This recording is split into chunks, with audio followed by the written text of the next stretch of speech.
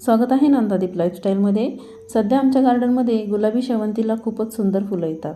माझ्याकडे शेवंतीचे 2च झाडं आहेत, तेही छोटे छोटे आहेत, तरीसुद्धा या झाडाला रोज खूप छान फुलं येतात। आणि कुंदाच्या वेलीला पण खूप सुंदर कळ्या आणि फुलं रोज असतात बघा। इथे मी सीताफळाच्या झाडाखाली जो पालापाचोळा जमा झालेला आहे ना, तो एका पिशवीमध्ये भरते, कारण की मला आज झाड लावायचं आहे आणि हा कचरा मला सर्व टेरेसवर न्यायचा आहे, तर त्यासाठी हा कचरा मी पूर्ण भरून घेत आहे। रोजच झाडांचा पाला पडला ना, त्यावेळेस मी अशा पद्धतीने पालापाचोळा झाडून सीताफळाच्या झाडाखाली लावत असते। आणि जेव्हा मी झाडांना पाणी मारते तेव्हा या कचऱ्यावर पण पाणी पडतं, त्यामुळे कचरा थोडासा कुजला आहे। चला आता हा कचरा घेऊन टेरेसवर जाऊ। कचऱ्याच्या गोणीबरोबर मातीची ही गोणी मी भरून ठेवली होती गार्डनमध्ये, त्यामुळे या 2 गोण्या यांनी मला वरती आणून दिल्या। टेरेसवर झाडं लावायचे म्हटलं ना, तर मातीचं ओझं वरती आणावंच लागतं। मग माती भरून ठेवली ना, तर हे मला वरती आणून देतात, कारण की एकदम अशी गोणी उचलणं होत नाही, माती जड असते। पण हीच जड माती हलकी करण्यासाठी हा कचरा आपल्याला फार उपयोगात येतो। ते कसं, तर त्यासाठी तुम्ही पूर्ण व्हिडिओ पहा, म्हणजे तुम्हाला कळेल। गोणीमध्ये भरलेला सर्व पालापाचोळा मी असं खाली ओतून घेतला।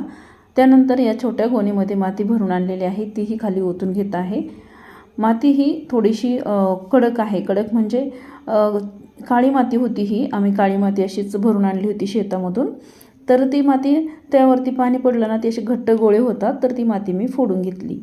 माती थोडीशी भुसभुशीत केल्यानंतर माझ्याकडे थोडंसं किचन वेस्ट होतं जमा केलेलं, तेही मी आणलं, कारण की या किचन वेस्टमध्ये केळीचे साले, बटाट्याचे साले आणि बरंच काही आहे, त्यामुळे हे खूप झाडांसाठी उपयोगाचं आहे। म्हणजे हे एक प्रकारचं सोन्यासारखं खत आहे झाडांसाठी।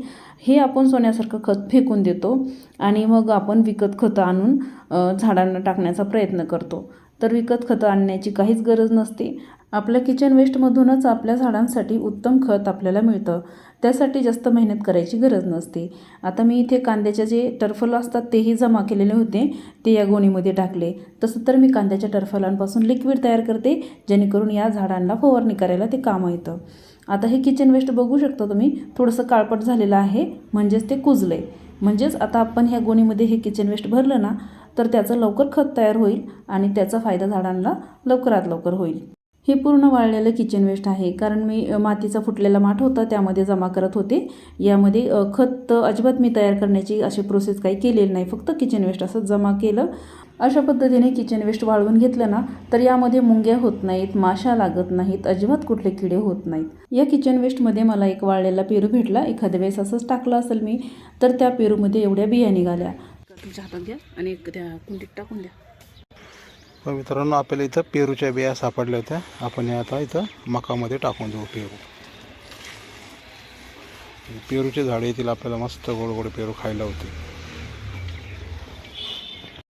आता ही गोणी भरताना यामध्ये अगोदर मी खाली माती टाकली, त्यानंतर वाळलेला पालापाचोळा टाकला, त्यानंतर थोडी माती टाकली, त्यानंतर किचन वेस्ट टाकलं, त्यानंतर पुन्हा थोडीशी माती टाकली, त्यानंतर पुन्हा वाळलेला पालापाचोळा टाकला, त्यानंतर पुन्हा मऊ माती टाकली।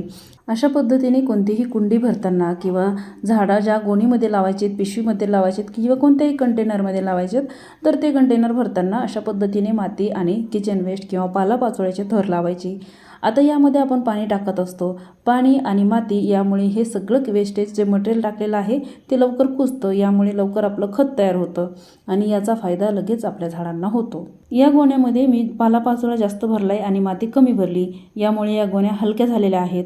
आता ह्या पालापाचोळ्याची पूर्ण माती होणार आहे आणि ही तयार होणारी माती खूप हलकी होते, जास्त जड होत नाही। तर अशा पद्धतीने ही माती हलकी फुलकी होते आणि आपल्या टेरेसला ओझं होत नाही जास्त। अगदी मस्त पद्धतशीर काम चाललंय। ते ट्रायपॉट उचलून ठेवा, तुटायचं आपलं काम थांबायचं।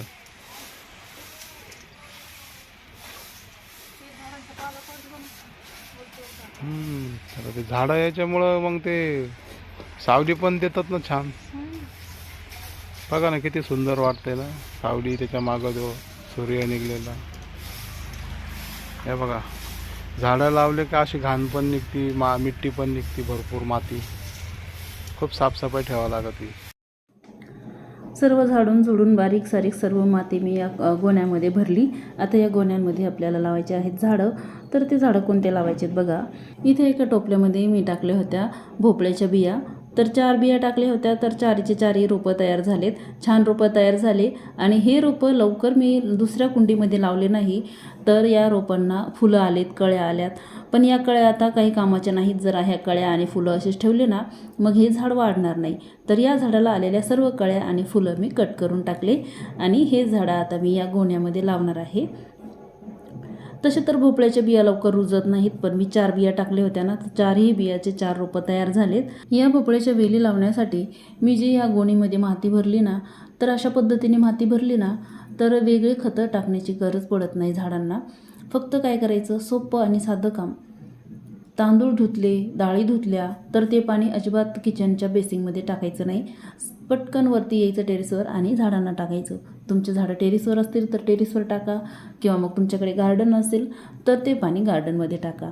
या वेलींची ग्रोथ होण्यासाठी मी या वेलींची कशी काळजी घेते त्याबद्दल व्हिडिओ अपलोड करतच राहील. त्यासाठी माझे व्हिडिओ पाहत राहा आणि अशाच प्रकारे मी व्हिडिओमधून छोटी छोटी माहिती देत असते. तुम्हाला आवडली तर नक्की व्हिडिओला लाईक करा आणि चॅनलला सबस्क्राईब करा.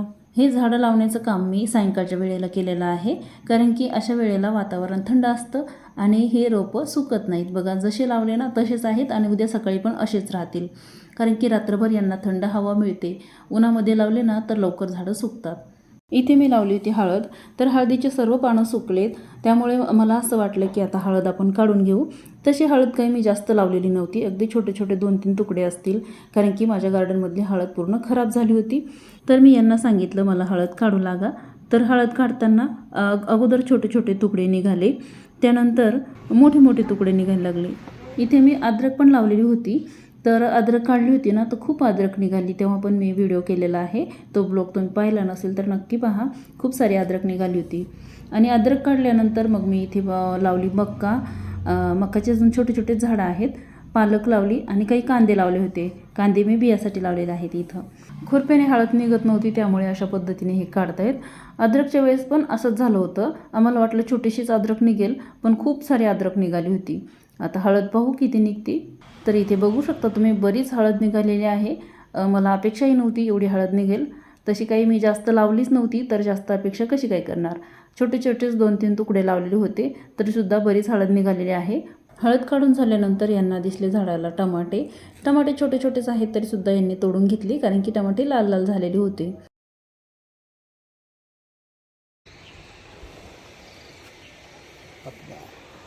तर बघा, खाली आल्यानंतर मी हळद धुवून घेतली आणि इतकी छान हळद आलेली. बघा, मी तुम्हाला दाखवते, इतकी मोठी मोठी हळद आलेली. थोडीच आहे, जास्त नाही आली यावेळेस हळद, पण असं वाटलं नव्हतं एवढी पण येईल, कारण की खूप छोटेसे तुकडे लावले होते मी हळदीचे. 2-3 तुकडे लावले होते, एकदम छोटे छोटे. ते पण 2च फुटामध्ये आहे ना, 1.5-2 फुटामध्ये भरपूर हळद. म्हणजे ती हळद फक्त मी हे हळदीचं बी वाचावं म्हणून लावली होती, कारण की सगळं माझी हळद पूर्ण खराब झाली होती गार्डन मधली, तर त्यासाठी लावली होती. तर छान आली हळद. आता याच्यामधली बरीच हळद मी अर्धा किलोच्या पेक्षा जास्त आहे. हा, आणि खूप मस्त सेंट येतो तिचा, एकदम असा घमघमीत वास. वा, आता याच्यातली बरीच हळद मी अजून लावणार आहे आणि थोडीशीच ठेवणार आहे वापरायला, कारण की सर्दी खोकला झालं ना तर काढा वगैरे करायला बरी असते. आणि वरच्यावर तशी मी या हळदीमधली थोडीशी काढत होते हळद. सर्दी खोकला झाला तर मग काढा करायला काढायची, पण असं वाटलं नव्हतं एवढी येणार आहे म्हणून. खूप छान हळद आली. तर चला, मला तूप बनवायचंय. तूप बनवण्यासाठी मी कालपासून विरजण लावलेलं आहे. आज नाही बनवलं तर मग त्याचा खराब वास येतो. चला मी दाखवते तुम्हाला. तर तूप बनवण्यासाठी मी साईला विरजण लावलं होतं. काल सकाळी विरजण टाकलं होतं हे, तर आज सायंकाळ झाली. तर अजून जास्त वेळ ठेवलं तर मग याचा वास येण्याची शक्यता असते, त्यामुळे म्हटलं चला आता तूप बनवून घेऊ. तर आज मी तूप मिक्सरमध्ये बनवणार आहे. रवीने घुसळायला वेळ नाही. आता बराच उशीर झाला आहे आणि मला आता संध्याकाळचा स्वयंपाक पण करायचा आहे. त्यासाठी मी थोडी थोडी साय मिक्सरमध्ये टाकली आणि फिरवून घेतली. त्यामध्ये थोडंसं थंड पाणी टाकलं. थंड पाण्यामुळं लवकर हे लोणी गोठतं.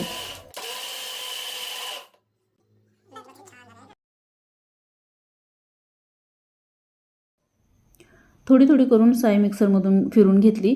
तर अशा पद्धतीने लोणी निघालेलं आहे. आता या लोण्यामधलं ताक बाजूला काढून घ्यायचं आणि पुन्हा एकदा थंड पाणी टाकून हे लोणी धुवून घ्यायचं. लोण्याचा गोळा थंड पाण्याने धुवून घेतला. आता हा लोण्याचा गोळा कढवून घ्यायचा आहे. त्यासाठी मी हे पातेलं गॅसवर ठेवलं. तर बघा, हा लोण्याचा गोळा वितळायला सुरुवात झालेली आहे. तूप कढवताना गॅसची फ्लेम कमी करायची आणि अधूनमधून असं हलवत राहायचं. जेणेकरून तुपामधली बेरी खाली चिटकणार नाही किंवा जळणार नाही. तर मित्रांनो फायनली आपल्याला तूप तयार झालेलं आहे. दाखवा तूप. चला तूप गाळून घेते ना, दाखवा ना. हो खूप छान दिसते. बघा कसं तूप तयार झालंय. किती भारी तूप तयार झाले. आता आपण हे गाळून घेऊ. गाळा. तूप कडवत असताना दुसऱ्या गॅसवर मी वरण भात करून घेतला. आता फक्त माझ्या पोळ्या बाकी आहेत. तोपर्यंत तूप थंड झालं आणि मग मी तूप गाळून घेतलं. तूप कडवत असताना पूर्ण घरामध्ये तुपाचा सुगंध दरवळतो आणि तूप बघू शकतो तुम्ही किती छान तयार झालंय. तर बघा अशा पद्धतीने तूप तयार झालेले. तुपाचा खूप घमघमीत वास येतोय का नाही? एकदम छान. पूर्ण घरामध्ये सुगंध सर्वीकडे हा खूप म्हणजे सेंट झाला. एकदम मस्त छान. तर अशा पद्धतीनं आज आमचे 2 महत्त्वाचे कामं झाले. महत्त्वाचेच म्हणता येईल, कारण की तुपाचं विरजण हे साईचं विरजण लावलं होतं ना, तर ते 2 दिवसापासून होतं. तूप करू म्हणता करणं होत नव्हतं. आज तूपही केलं आणि महत्त्वाचं काम म्हणजे आज भोपळ्याचे झाडं लावली, है की नाही? तर चला मित्रांनो, ठीक आहे. तर आजच्या ब्लॉगमध्ये इथेच थांबूया. ब्लॉग आवडला असेल तर लाईक करा, चॅनलला सबस्क्राईब करा. पुन्हा भेटूया अशाच एका नवीन ब्लॉग सोबत नंदादीप लाईफस्टाईलमध्ये. तोपर्यंत बाय बाय.